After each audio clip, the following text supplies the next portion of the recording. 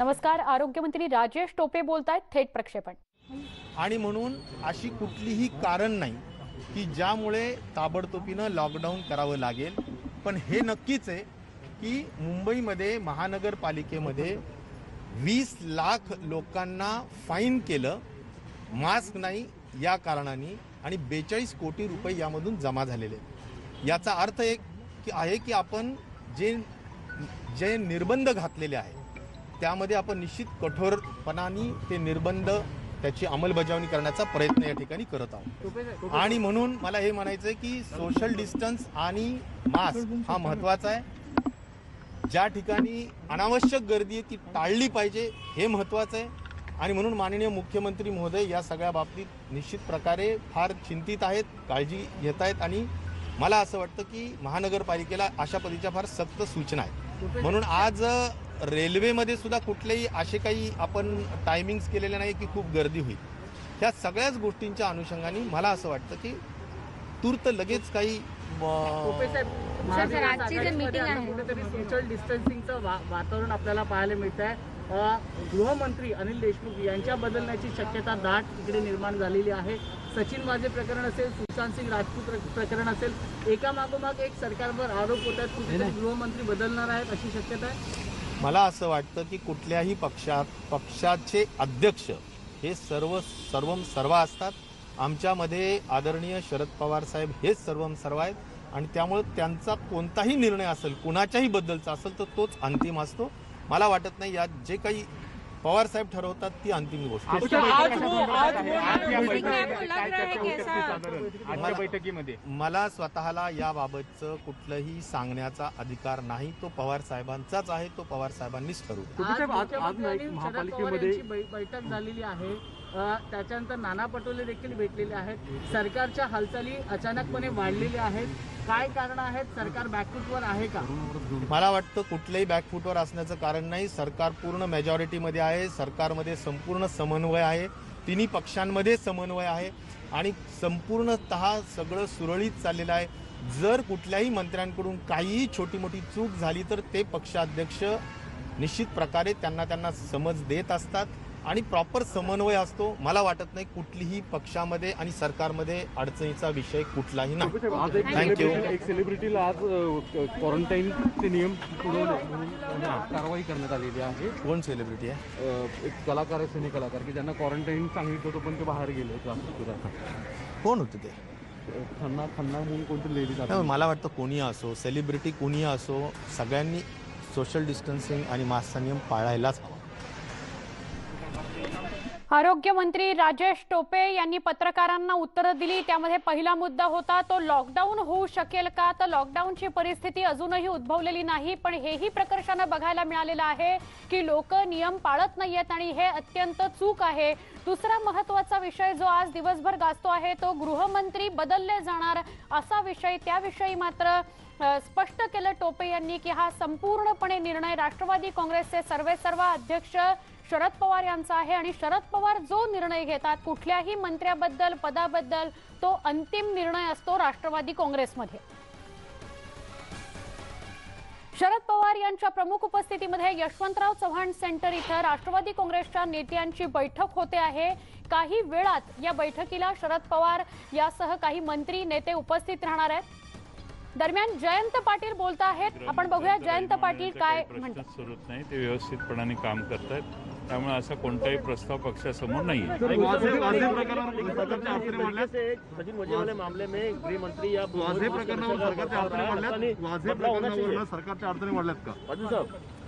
असं आहे की सरकार ठाम मताचं आहे की ज्यांनी जर काही चुका केल्या असतील, कोणी कुठे इन्व्हॉल्व असेल तर त्यांना योग्य ते प्रायश्चित्त व्हायला पाहिजे। त्यात कुणाची बाजू घेण्याचा सरकारचा प्रश्न नाही, तसा विचारही सरकारमध्ये कोणी करत नाही। विरोधकांनी थेट गृहमंत्र्यांचा राजीनामा मागितलेला आहे। आप एक करके सवाल पूछेंगे। विरोधकांनी गृहमंत्री अनिल देशमुख यांचा राजीनामा मागितला वजे या प्रकरणावरून। आता वजे या प्रकरणावरून गृहमंत्र्यांनी कोणती चूक केलेली नाही, त्यांचा राजीनामा मागण्याचा काही प्रश्न नाही। वजेंना NIA ने चौकशीसाठी ताब्यात घेतलेलं आहे। ज्या गोष्टी NIA फाइंड आउट करतील त्याचा तपास होईल, त्या सर्वांचंच आम्ही जे काही निघेल ते सगळे ज्यांनी काही चुका केल्या असतील तर त्याला ते प्रायश्चित्त व्हायला पाहिजे, हीच आमच्या सरकारची भूमिका आहे. सरकार कोणालाही पाठीशी घालत नाही. पण वजे प्रकाराची जी तपास सुरू आहे NIA करता आहे, कुठेतरी हे राजकीय म्हणायचं गेलं. असं आहे की एखाद्या घटनेत NIA आलेली आहे, त्यांनी त्या गुन्ह्याचा तपास केला आहे. ATS देखील तपास करत होतं, ATSचा तपास देखील चालू होता. पण दरम्यानच्या काळात NIA आलेली आहे आणि NIAने तो तपास हातात घेतलेला आहे. जी काही फॅक्ट आहे ती ATSच्या समोर जी आली त्याच प्रमाणात त्यांच्यासमोरही येत असेल आणि त्याची अधिक माहिती आता ते पुढे तपास करतात, त्यांना जास्त माहिती मिळाली तर त्यावर योग्य ती कारवाई होईल. पवार साहब आप जाके मुख्यमंत्री को मिले और वही वजह मामले में मुख्यमंत्री आणि गृहमंत्री भेट झाली, काय नेमकी ये इस्तीफा मांगने की आवश्यकता नहीं है और जो भी तपास इन्वेस्टिगेशन चालू है, हमारी ATS पहले कर रही थी, अभी NIA आई है, NIA तपास करेगी, उसमें से जो भी बाहर निकलेगा उसके ऊपर योग्य जो भी आवश्यक है वो कार्रवाई हो जाएगी। पवार साहब मिले मुख्यमंत्री से, क्या चर्चा हुई, क्या वहाँ पर क्या बातचीत हुई? ये अलग अलग प्रश्न सवाल अलग अलग राज्यों के विषय है, उसके बारे में पवार साहब बीच में मुख्यमंत्री जी को मिलते हैं, उनसे बातचीत करते हैं। कोई विशेष इसमें बात करने की आवश्यकता नहीं।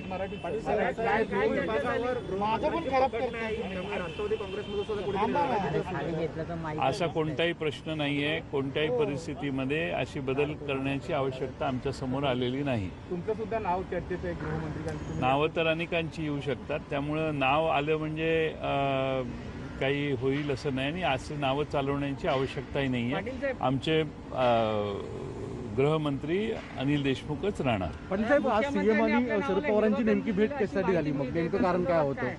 अशा वावड्या उठवण्याची ही पद्धत आहे की तुम्हाला हिरवा कंदील, यांना हिरवा कंदील।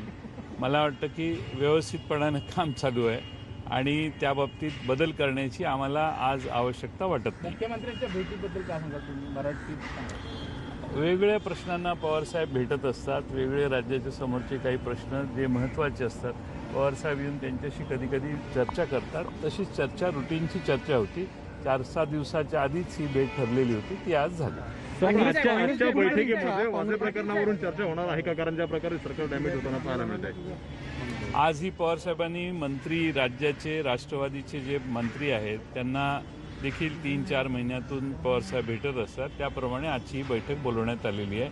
वेगवेगळ्या विभागाचा काम आणि पक्षाचं काम आणि मंत्र्यांच्यावर ज्या जबाबदारी टाकल्यात त्यात विशेषतः त्यांच्या खात्याची जबाबदारी त्यांनी कशी पार पडली आहे याच्यावर चर्चा होती। सरकारने हाताळण्यात पूर्णपणे अपयशी ठरले असं वाटतंय का? कारण का मनसुख हिरेंचा मृत्यू होतो, एक बड्या उद्योगपतीच्या अजिबात अशी परिस्थिती नाही आहे। ATS कडे हा तपास देण्यात आलेला होता, ATSने काही प्रगती केलेली होती। दरम्यान हा तपास हा NIA कडे केंद्र सरकारने दिलेला आहे।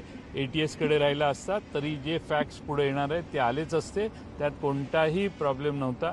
तपास योग्य रीतीने चालू होता। आता ATSच्या ऐवजी NIA करते।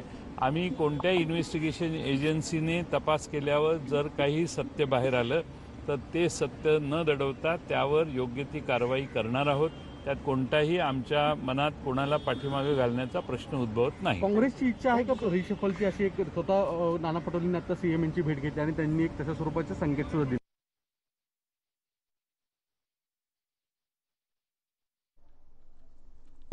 आणि कोणी कोणाला संकेत दिला तरी हा राष्ट्रवादी पक्षाच्या संबंधातला निर्णय आहे, तो मुख्यमंत्री आणि पवारसाहेब यांच्यावर अवलंबून आहे आणि अशी कोणतीही चर्चा या क्षणापर्यंत झालेली नाही। धन्यवाद। काही गंभीर आरोप केलेले आहेत, नितेश राणेंनी काही गंभीर आरोप केलेले आहेत। ते म्हणतात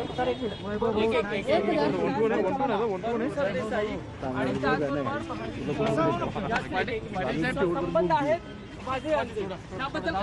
मला माहित नाही, मी त्यांची पत्रकार परिषद बघितलेली नाही, त्यामुळे ते काय म्हणतात मला माहित नसल्यामुळे आज मला या क्षणी मला माहित नाही तुम्ही काय विचारता. जयंत पाटील यांनी प्रतिक्रिया दिलेली आहे प्रसारमाध्यमांना. ते असं म्हणाले की सचिन वाझे या प्रकरणामध्ये गृहमंत्री अनिल देशमुखांनी कुठलीही चूक केलेली नाही, त्यामुळे त्यांचा राजीनामा मागण्याचा प्रश्नच उद्भवत नाही. खांदेपालटाच्या फक्त चर्चा आहेत. या क्षणापर्यंत तरी गृहमंत्री अनिल देशमुखच आहेत आणि कुठलाही प्रस्ताव किंवा कुठलीही चर्चा खांदेपालटासंदर्भातली राष्ट्रवादी काँग्रेसमध्ये नाही. कुणीही कुठलेही संकेत जरी दिले असले तरी.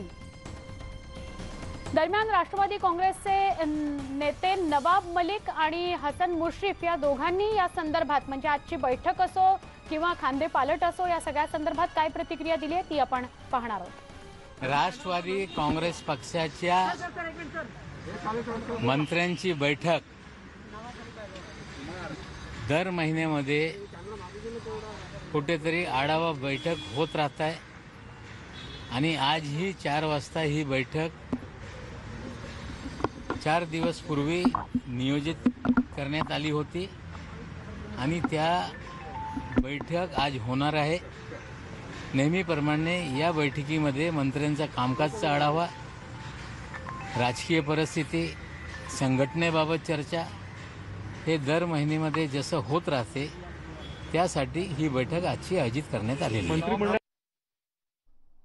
ऑन एअर पण प्रश्न आहे.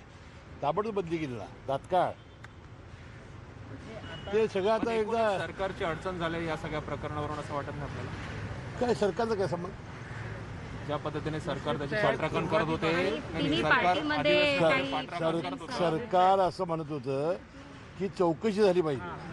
चौकशी सत्य समोर एवढं म्हणत होतं, चौकशी झाली पाहिजे. मुश्रीफ साहेब, आता गृहमंत्र्यांवरच प्रश्न चौकशी व्हायची आधी फाशी देऊ नका. गृहमंत्र्यांमुळेच कुठेतरी अडचण होते आणि गृहमंत्री बदलायची आता चर्चा सुरू झालेली आहे. जयंत पाटील की अजित पवार? नाही. आपण थेट जाणार आहोत आमचे प्रतिनिधी सागर कुलकर्णी यांच्याकडे, त्यांच्याशी अधिक बोलूया.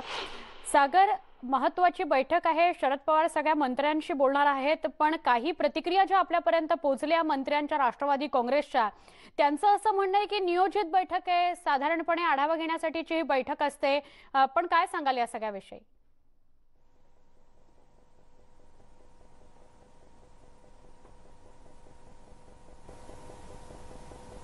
सागर, आमचे प्रतिनिधी सागर कुलकर्णी यांच्याशी आपण बोलूया. काही क्षणामध्ये शरद पवार मंत्र्यांची बैठक घेणार आहेत. आमचे प्रतिनिधी सागर परत जोडले गेलेले आहेत. सागर, या बैठकी संदर्भात काय अपडेट? कारण सगळे मंत्री तसं म्हणतायत की ही रुटीन बैठक आहे. राष्ट्रवादी काँग्रेसची सर्व मंत्र्यांकडून दर महिन्याला शरद पवार हे आढावा घेतात, तशा स्वरूपाचं कारण दाखवलेलं आहे. अर्थात राज्यातला जो चर्चेचा विषय आहे, जो आता महाविकास आघाडीसाठी अडचणीचा झालेला आहे, याची सुद्धा काहीशी चर्चा या बैठकीत होईल असंही सांगितलं जातं.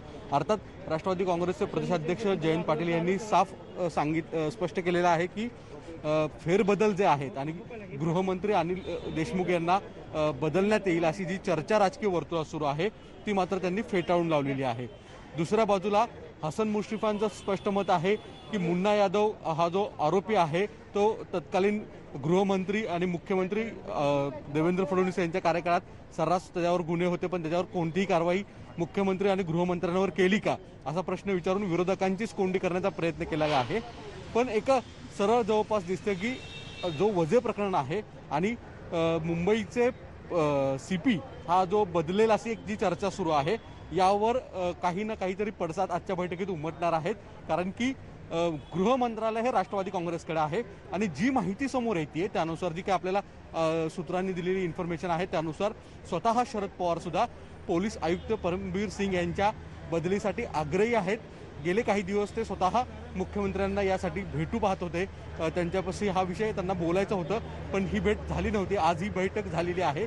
कदाचित आजच्या मुख्यमंत्र्यांच्या झालेल्या बैठकीच्या संदर्भात राष्ट्रवादी काँग्रेसच्या सर्व मंत्र्यांना जरी कल्पना दिली गेली नसली तरी कदाचित या बैठकीनंतरनं काही निवडक मंत्र्यांची, म्हणजे त्याच्यामध्ये जयंत पाटील असतील, अजित पवार असतील आणि गृहमंत्री अनिल देशमुख हे असतील आणि शरद पवार असतील, यांची बैठक होण्याची शक्यता आहे आणि त्यात याविषयीच्या संदर्भात सविस्तर चर्चा होईल असं सांगितलं जातं.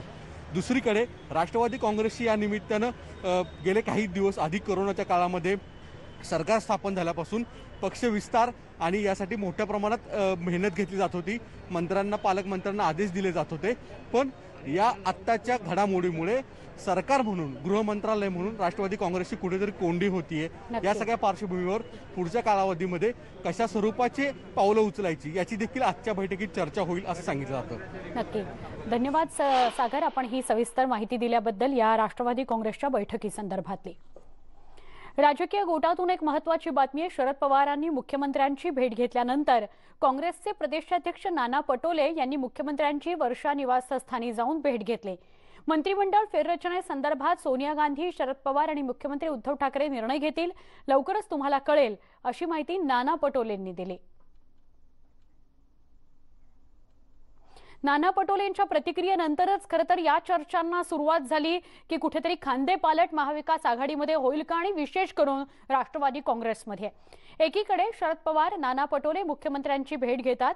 यानंतर आता एकनाथ शिंदेंनी देखील मुख्यमंत्र्यांची भेट घेतली. दरम्यान मंत्रिमंडळ फेररचनेसंदर्भात कल्पना नसून माहिती घेऊन बोलेन किंवा बोलतो, असं एकनाथ शिंदे म्हणाले.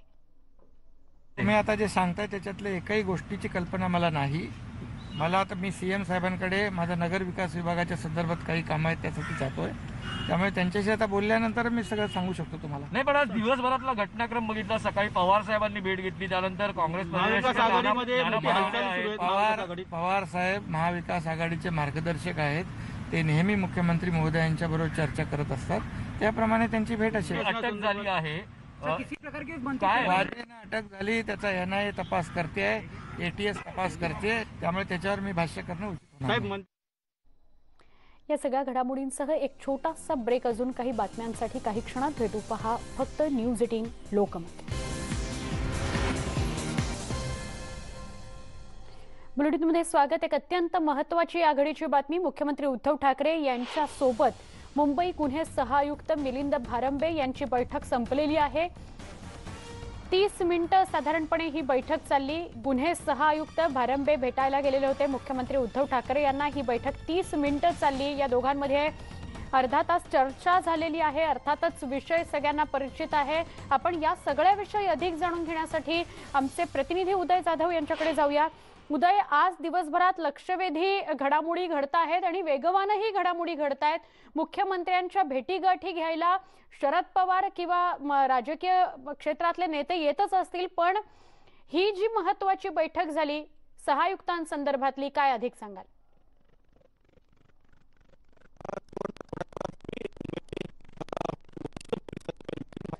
काही क्षणासाठी उदय आपल्याला थांबवते, कारण आपला आवाज सलग आमच्यापर्यंत पोहोचत नाहीये. पण या घडीची सगळ्यात मोठी बातमी जिच्या विषयी आपण बोलतो आहोत, मुख्यमंत्री उद्धव ठाकरेंसोबत अत्यंत महत्त्वाची बैठक गुन्हे सहायुक्त मिलिंद भारंबे यांची झालेली आहे. साधारणपणे 30 मिनिटं या दोघांमध्ये चर्चा झाली. गुन्हे सहायुक्त मिलिंद भारंबे हे गेले अनेक दिवस मुख्यमंत्र्यांच्या भेटीसाठी वेळ मागत होते आणि आज ही नियोजित बैठक होती. मुख्यमंत्री उद्धव ठाकरे यांची गुन्हे सहायुक्त मुंबईचे मिलिंद भारंबे यांच्या सोबत बैठक झालेली आहे. साधारणपणे अर्धा तास या दोघांमध्ये चर्चा झाली. आज दिवसभरात लक्षवेधी घडामोडी घडत आहेत. एका बाजूला राष्ट्रवादी काँग्रेसची एक महत्त्वाची बैठक शरद पवार सगळ्या राष्ट्रवादीच्या नेत्यांसोबत घेत आहेत. तिकडे मुख्यमंत्र्यांच्या भेटीगाठींचा सिलसिला आज वेगवान पद्धतीने होतोय.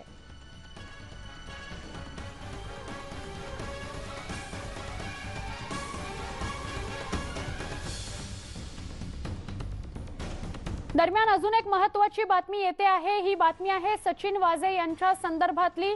सचिन वाझेंची प्रकृती खालावल्याची माहिती मिळते आहे. सचिन वाझे यांना उपचाराकरता रुग्णालयात दाखल करण्यात आलंय. जे रुग्णालयात वाझेंवर उपचार सुरू आहेत.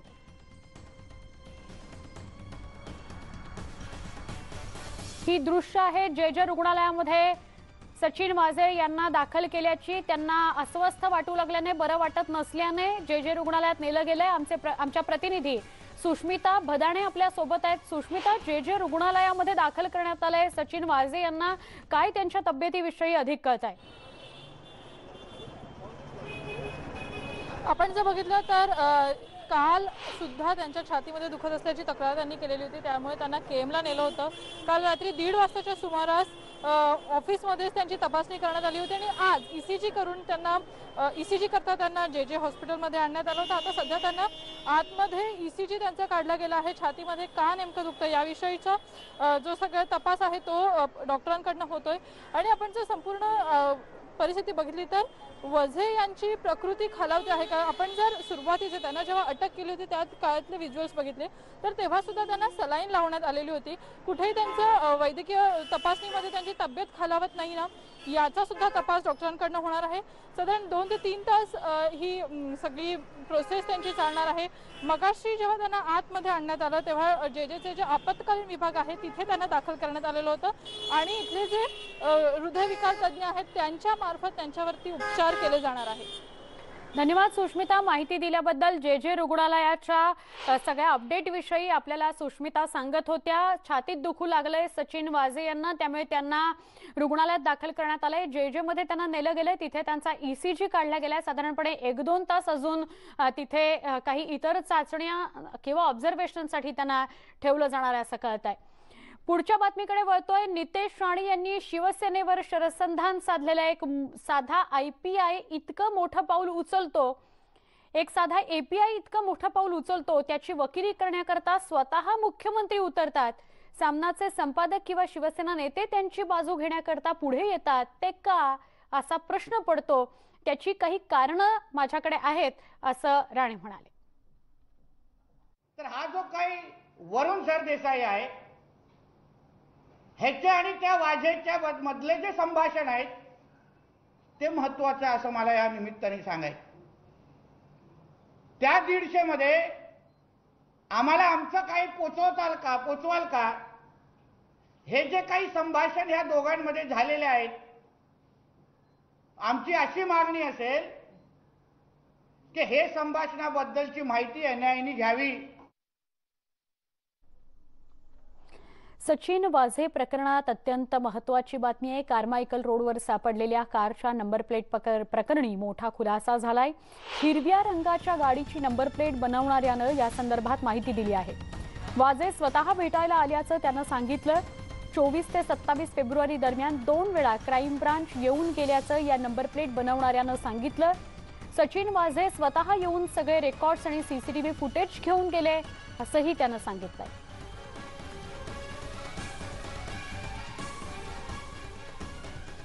कार डेकोर की मेरी शोरूम है और मेरा सब शॉपकीपर्स के साथ रिलेशन है. आनंद हो, अरिहंत हो, क्लासिक हो, इंडियाना हो, सब लोग 10-10 साल से हैं. मैं भी 8 साल से हूँ.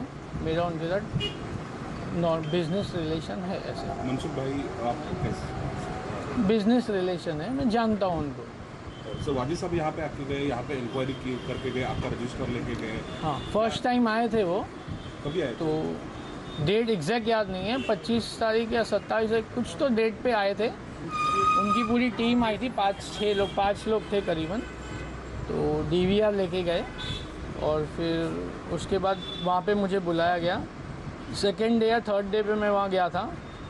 वापस मेरा नाम पता सब पूछा, एड्रेस पूछी, आधार कार्ड ये वो सब चेक किया, स्कूलिंग एंड ऑल सब चेक किया. उसके बाद डिटेल्स लिया, बिजनेस डिटेल्स, आधार कार्ड और वो शॉप का लाइसेंस एंड ऑल. 1 घंटा बैठा के वहाँ से मुझे छोड़ दिया. फिर उसके बाद हाँ दूसरी बार क्या हुआ? सेकेंड टाइम फिर वापस उनकी टीम आई थी. वो सर नहीं आए थे. फिर रिकॉर्ड्स थे, वो लोग ने चेक करने के लिए लेके गए थे. अभी तक वापस दिए? नहीं, सब उनके पास ही है. वाजी साहब ने यहाँ पे कब ऑर्डर दिया था?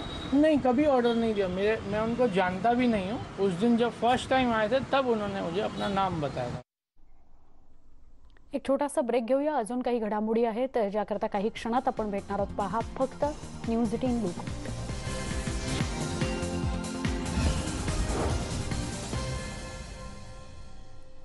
बुलेटिनमध्ये पुन्हा एकदा स्वागत. मुंबई महानगरपालिकेच्या आयुक्तांची भेट घेण्याकरता मुंबई काँग्रेसचे अध्यक्ष भाई जगताप पोहोचलेले आहेत. पक्षाचे नेते चरणसिंह सप्रा, विरोधी पक्षनेता रवी राजा आणि पक्षाचे काही पदाधिकारी भेटण्याकरता गेलेले होते.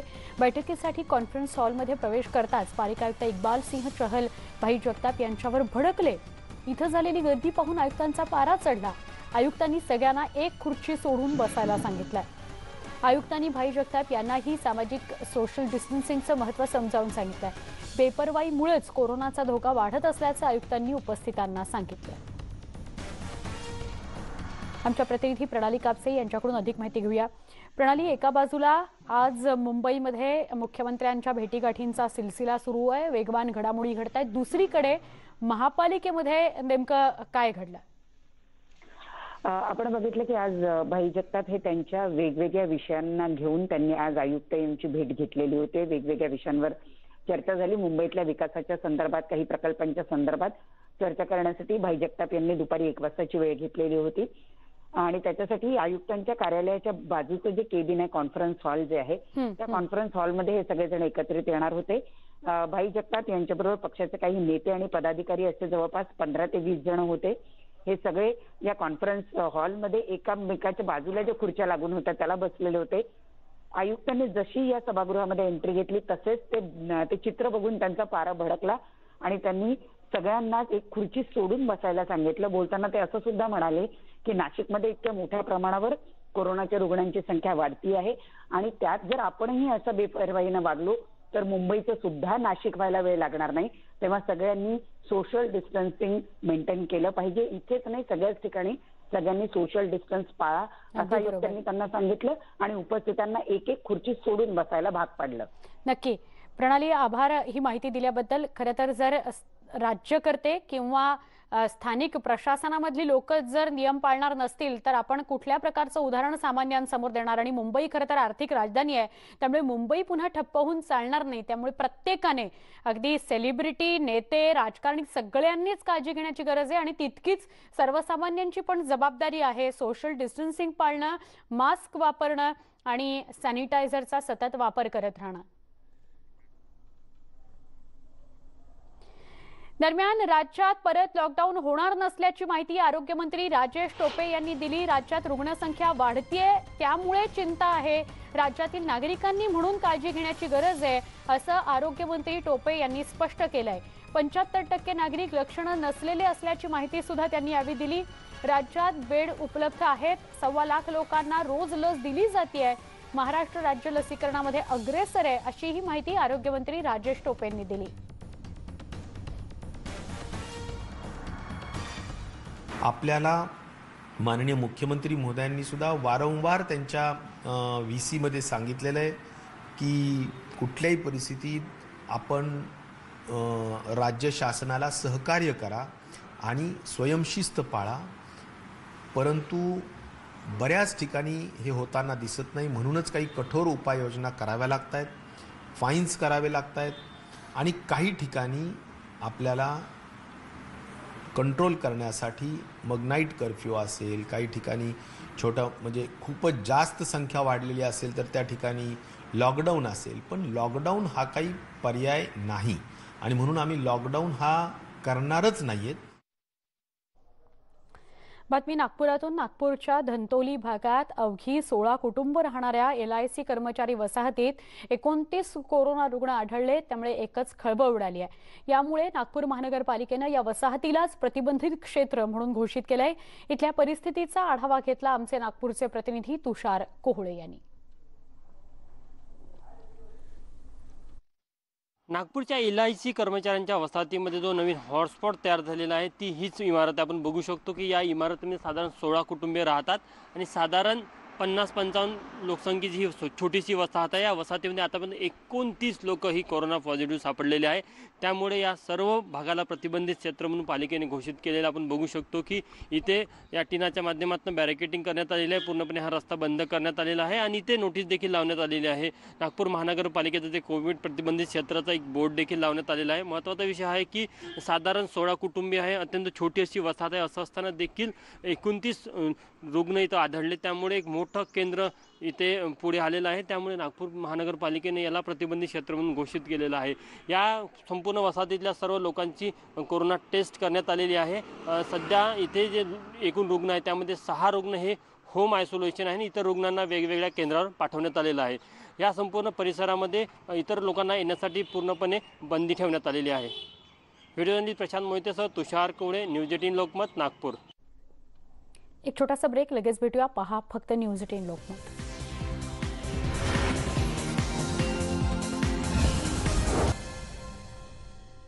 बुलेटिनमध्ये स्वागत.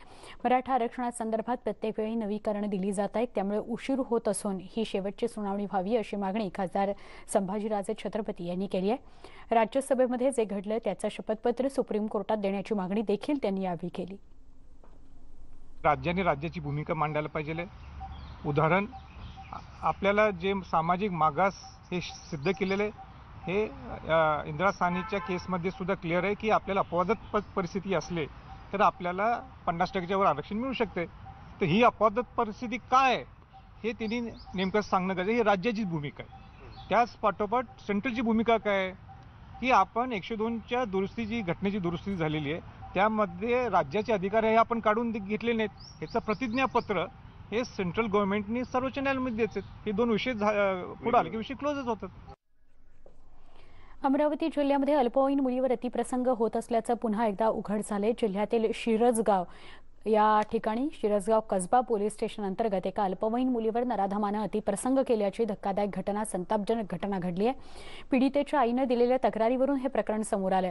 पीडितेला चॉकलेटचा आमिष दाखवून विजय जवंजाळ या नराधमानं तिच्यावर अतिप्रसंग केला. तर 12 वर्षाच्या मुलीनं आपली कशीबशी सुटका करत हा सगळा प्रकार आईला सांगितल्यानंतर हा प्रकार समोर आला. आरोपी विजय जवंजाळ याला अटक करण्यात आलेली आहे, तर बाललैंगिक कायद्याअंतर्गत त्याच्यावर गुन्हा दाखल करण्यात आला आहे.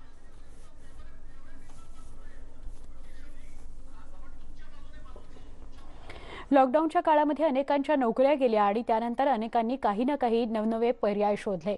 मात्र एक डान्स टीचर जॉब गेल्यानंतर चक्क ड्रग्सची तस्कर बनली आहे. आंध्र प्रदेशातून गांजाची मोठी खेप घेऊन दिल्लीला निघालेल्या तस्कराला पोलिसांनी अटक केल्यानंतर ही माहिती समोर आली. त्याच्याकडून 92 किलो गांजा पोलिसांनी जप्त केलाय. सोबतच 14,85,000चा मुद्देमालही ताब्यात घेण्यात आलाय.